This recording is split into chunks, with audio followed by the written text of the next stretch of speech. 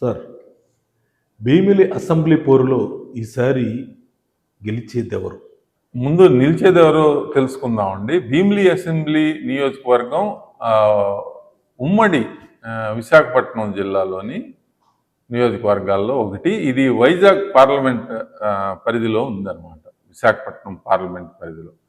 ఇక్కడ విశాఖపట్నంలో 4 ఉన్నాయండి. Visakhapatnam east, west, north, south 4 నియోజకవర్గాలు. భీమిలి వచ్చేసి రూరల్ ఏరియాకి కొంత వస్తుందండి. విశాఖపట్నం రూరల్ మండలం వచ్చేసి భీమిలిలోకి వస్తుంది. అంటే బోర్డర్లో ఉంటుంది. దాదాపు విశాఖపట్నంలో కలిసిపోయిందని చెప్పొచ్చు.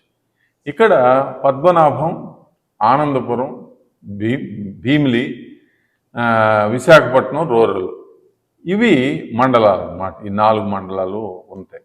ఇక్కడ 3,05,000 ఓటర్లు ఉన్నారు. ఇది కొంత ఎక్కువ ఏంటంటే అర్బన్ వాసన ఉన్న నియోజకవర్గం అని చెప్పాలి.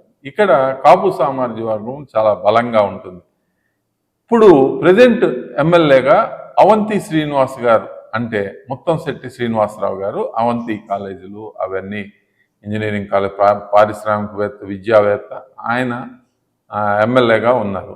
ఆయన గతంలో పార్లమెంట్ సభ్యుడిగా కూడా పనిచేశారు.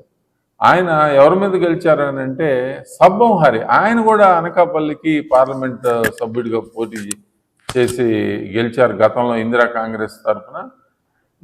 గత ఎన్నికల్లో తెలుగుదేశం పార్టీ తరఫున మరి సబ్బం హరి గారు పోటీ చేయడం జరిగింది. జనసేన నుంచి కూడా మంచి ట్రయాంగిల్ కాంటెస్ట్ ఉండటం వలన అవంతి శ్రీనివాస్ గారు, అంటే ముత్తంశెట్టి శ్రీనివాస్ గారు 9,700 ఓట్ల మెజారిటీ తోటి భీమిలి నియోజకవర్గంలో గెలవడం జరిగింది.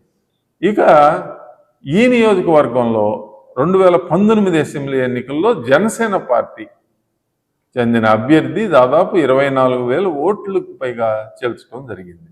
అంటే ఈసారి భాజపా, జనసేన, తెలుగుదేశం పార్టీ కలిసి పోటీ చేస్తున్నాయి. ఇది ఈ నియోజకవర్గం తెలుగుదేశం పార్టీకి ఇవ్వడం జరిగింది. ఇక్కడ గతంలో గంటా శ్రీనివాసరావు గారు 2014 ఎన్నికల్లో ఈ నియోజకవర్గం నుంచి గెలవటం జరిగింది. గంటా శ్రీనివాసరావు గారు కూడా రాజకీయాల్లో లబ్ధప్రతిష్ఠుడే. అక్కడే గతంలో చోడవరం నుంచి ఎమ్మెల్యేగా గెలవటం జరిగింది.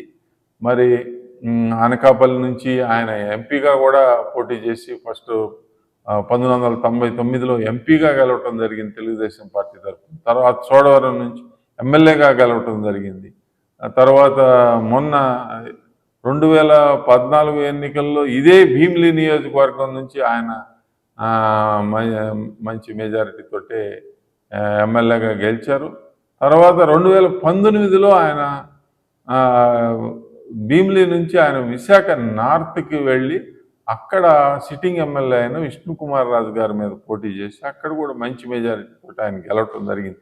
అయితే ఈసారి భాజపాతో పొత్తులో భాగంగా అది భాజపాకు కేటాయించడం వలన గంటా శ్రీనివాసరావు గారు వేరే నియోజకవర్గం చూసుకోవాల్సి వచ్చింది. ఆయన్ని చీపురుపల్లిలో మరి బొత్స సత్యనారాయణ గారి మీద పోటీ చేయమని చంద్రబాబు నాయుడు గారు ఆదేశించారని వార్తలు వచ్చాయి.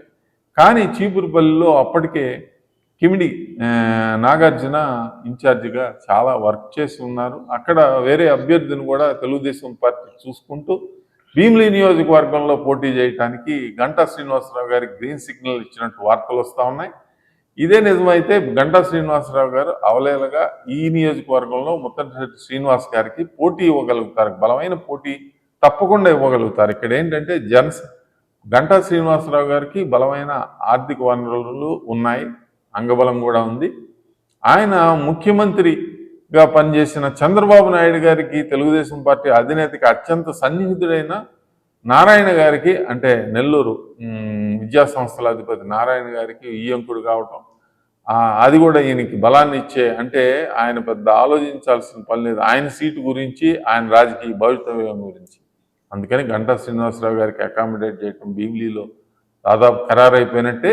ఇది ఎందుకు ఖరారు అవుతుందంటే భరత్, బాలకృష్ణ గారు భరత్ విశాఖపట్నం పార్లమెంటుకు పోటీ చేస్తున్నాడు. అందుకని భీమిలి నుంచి మంచి మెజారిటీ కనుక తెచ్చుకోగలిగితే అవలేలుగా మంచి మెజారిటీతో ఆయన గెలవగలుగుతారు.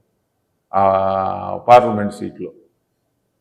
కాబట్టి న్యాచురల్గా గత ఎన్నికలతో పోలిస్తే ఇండికేటర్ సర్వే ద్వారా తెలుగుదేశం జనసేన అభ్యర్థుల ఓట్లు కలిపితే దాదాపు 15,000 మెజారిటీ ఈ కూటమికి ఉంది. 15,000 నుంచి 16,000కు పైగా మెజారిటీ ఇప్పటికే కూటమికి ఉంది.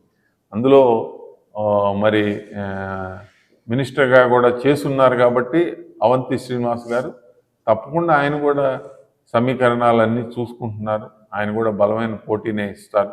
చూద్దాం రాబోయే రోజుల్లో ఏం జరుగుతుందో. కానీ అవుట్ సైడర్ వ్యూగా ఒక ఎడ్జి మాత్రం గంటా శ్రీనివాసరావు గారికి భీమిలి నియోజకవర్గంలో ఉందని చెప్పారు.